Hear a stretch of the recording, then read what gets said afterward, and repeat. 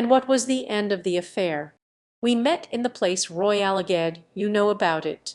Was I not your second? Cried D'Artagnan. You were, you know how I settled the matter. Did he die? I don't know. But, at all events, I gave him absolution in articulo mortis. 'Tis enough to kill the body without killing the soul. Bazin made a despairing sign which meant that while perhaps he approved the moral, he altogether disapproved the tone in which it was uttered. "Bazin, my friend," said Aramis, "you don't seem to be aware that I can see you in that mirror, and you forget that once for all I have forbidden all signs of approbation or disapprobation. You will do me the favor to bring us some Spanish wine and then to withdraw.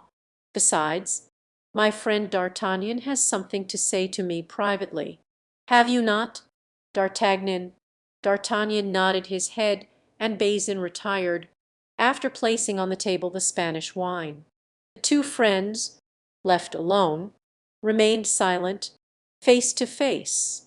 Aramis seemed to await a comfortable digestion, D'Artagnan to be preparing his accordium. Each of them, when the other was not looking, hazarded a sly glance. It was Aramis who broke the silence. "What are you thinking of, D'Artagnan?" He began. "I was thinking, my dear old friend, that when you were a musketeer you turned your thoughts incessantly to the church, and now that you are an abbe you are perpetually longing to be once more a musketeer. Is true, man, as you know," said Aramis, "is a strange animal, made up of contradictions. Since I became an abbe I dream of nothing but battles. That is apparent in your surroundings. You have rapiers here of every form, and to suit the most exacting taste. Do you still fence well?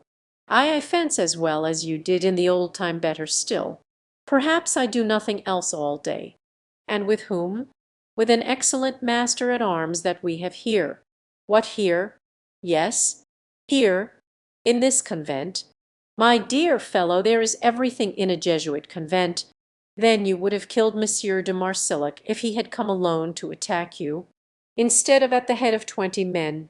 "Undoubtedly," said Aramis, "and even at the head of his 20 men, if I could have drawn without being recognized. God pardon me," said D'Artagnan to himself, "I believe he has become more Gascon than I am." Then aloud, "Well, my dear Aramis, do you ask me why I came to seek you?" "No, I have not asked you that," said Aramis, with his subtle manner, "but I have expected you to tell me.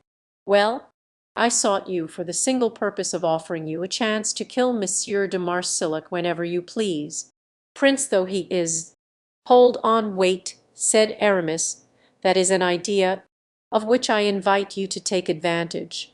My friend, let us see, with your 1,000 crowns from the abbey and the 12,000 francs you make by selling sermons, are you rich? Answer frankly." "I I am as poor as Job, and were you to search my pockets and my boxes I don't believe you would find 100 pistoles." "Peste 100 pistoles," said D'Artagnan to himself. Then aloud, "Are you ambitious, as Enceladus? Well, my friend, I bring you the means of becoming rich, powerful, and free to do whatever you wish." The shadow of a cloud passed over Aramis's face as quickly as that which in August passes over the field of grain, but quick as it was, it did not escape D'Artagnan's observation. "Speak on," said Aramis. "One question first. Do you take any interest in politics?" A gleam of light shone in Aramis's eyes, as brief as the shadow that had passed over his face, but not so brief but that it was seen by D'Artagnan. "No," Aramis replied. "Then proposals from any quarter will be agreeable to you, since for the moment you have no master but God. It is possible. Have you, my dear Aramis, thought sometimes of those happy, happy days of youth we passed laughing, drinking, and fighting each other for play?" "Certainly, and more than once regretted them. It was indeed a glorious time. Well, Those splendidly wild days may chance to come again.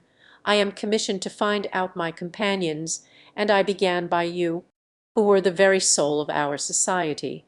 Aramis bowed, rather with respect than pleasure, at the compliment. "To meddle in politics!" he exclaimed, in a languid voice, leaning back in his easy chair. "Ah, dear D'Artagnan, see how regularly I live and how easy I am here. We have experienced the ingratitude of the great, as you well know,